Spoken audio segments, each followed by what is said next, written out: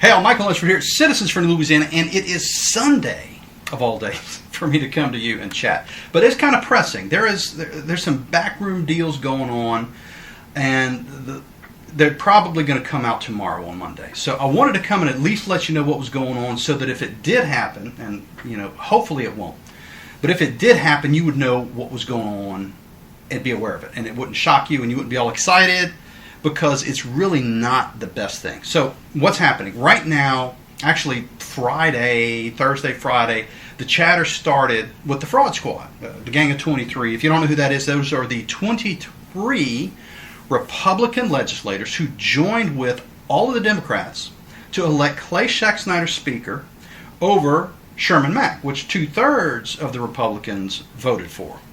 But things being what they are, some of the Republicans who didn't want to be, they wanted to be in a better position of power.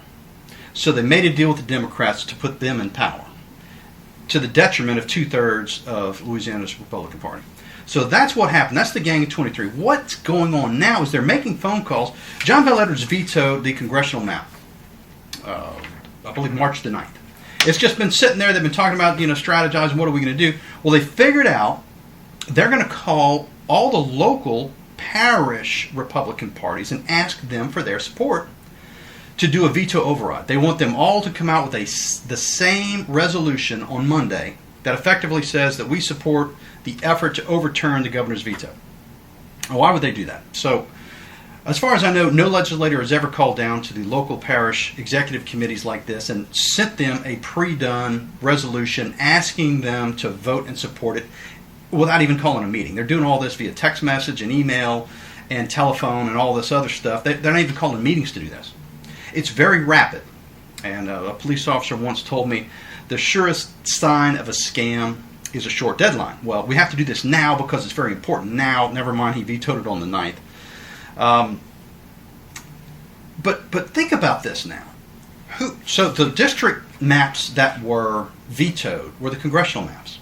So that means the US congressmen are the ones, to me, who would be calling the legislature and saying, hey, y'all need to support this. Instead, you've got certain members of the legislature calling down into certain parishes asking their Republican Party executive committees to call their legislator, approve this resolution, and tell their legislator to stand with Clay Schexnayder and the Gang of 23 and overturn the governor's veto. Well, they've got, I don't even think they have the 70 votes, but they claim to have the 70 votes just like they did with the girls' sports bill to overturn the veto, and they did not. But it's strategic. It's not every parish that they're calling, sending this resolution to, asking them to approve it. But here's the question. This is a statewide issue. Generally speaking, the parish executive committees for the Republican Party, it's their job to focus on the parish, not on the state. And certainly, we're all paying attention, right? We know what's going on in the state. We all know what's going on in the federal government. But to pay attention to a federal map in the state legislature, to me, it's not beyond their capacity, but it's just beyond what they're supposed to be working on. So who would normally be doing this? Well, the state Republican Party would normally be out championing something, state issue, that was important to get through, if there was a problem. Now, obviously, there must be a problem because we can figure out, based on the parishes that they're putting these resolutions in, asking these Republican Party members to vote for them, are parishes that have traditionally very conservative representatives. So why in the world would they be asking these representatives, why do they need help convincing these representatives to vote for this? The state Republican Party has taken no position. In fact, what's even more curious is most of the congressmen, congresswomen, have not taken a position either. Now, why is that? You would think if I were a congressman and I wanted these maps to go through, I'd be pounding the phones. I'd be calling the state representatives who were responsible to pass a veto override and demanding that they stand with the party and all those things. That's not happening. The congressional members aren't doing that. The only people calling is the Gang of 23. So you ask the question, okay, well, what does our congressional delegation think of this?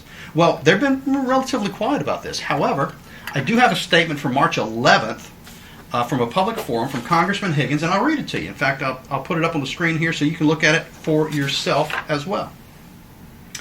That map is fruit of a poisonous tree, born of deceitful strategy, lies, and betrayal of trust. The entire redistricting endeavor was a mess before it ever started by nature. But integrity and honor was scandalously betrayed along the way unnecessarily. Thus, I oppose the bill on principle as much as on detail. Now, John Bell has vetoed the bill. Legislators have 100% authority on this. I'm just a Louisiana citizen with a voice. And of course, I have an obligation to stand on core principles. I'm prayerful that every state legislator will do the same. If they do, God will illuminate a path forward, and Louisiana will end up with righteous federal district lines that reflect our conservative cultures and communities without kneeling to the deceitful lies of career politicians.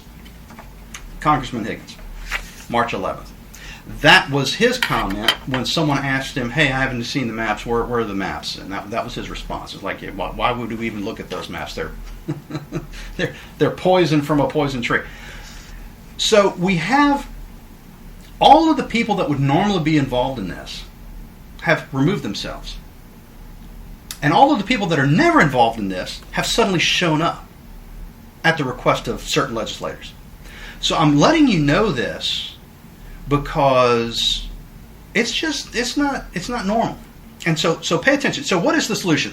What they're telling these Republican parties, number one, is there's only two ways out of this. Either we get another majority-minority district and John Bell Edwards wins, which I asked for a copy of the map. Where's the map? No one has a map of that plan. There is no map of that plan. Number two is that we overturn the veto and Clay Schexnayder wins. So it's either Edwards wins or Schexnayder wins. And I don't think that's a fair assessment because there is a third option and no one's talking about the third option. That third option is the map. So what normally happens with a veto override, you need 70 votes. I don't think they can get there. I honestly don't. That's why they're pressuring the parish executive committees to put this on legislators they think, or to pressure legislators they think may not be willing to vote for it. In fact, the number I heard was 62 out of the 70. So they're really working hard to try to get up to 70 so they can call the veto override. I just don't know that they're going to get there. And if they do, look, this map that passed, I don't like it. Congressman Higgins obviously doesn't like it. It's not the worst map in the world, but it could be better. And that's the point. So how do we make it better? Well, there's a session on right now. As we speak, the legislators are in Baton Rouge. So if you call a veto override, you don't have to call a special session to do a veto override. They just call the vote. You can also pass another bill. So veto override, 70 votes. Pass another bill, 53. Which is the lower bar? Well, the 53. Now, John Bell could veto it again, and that's certainly the case. But it would be much better to me if the map were better. Now, where is the better map? This is SB 5. This is the enrolled one that was vetoed. The original, I understand most of the congressional delegation liked the original SB 5 better. It changed and got moved around and hurt a lot of feelings and all of that during the process. But if they go back to the original SB 5 by Sharon Hewitt, it'll be fine. She could file this any time now. In fact, she could do it on Monday, tomorrow.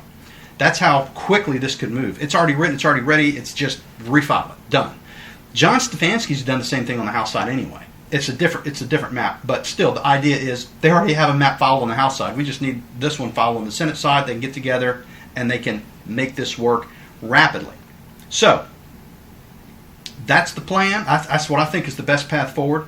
That's what I would recommend for folks that are paying attention.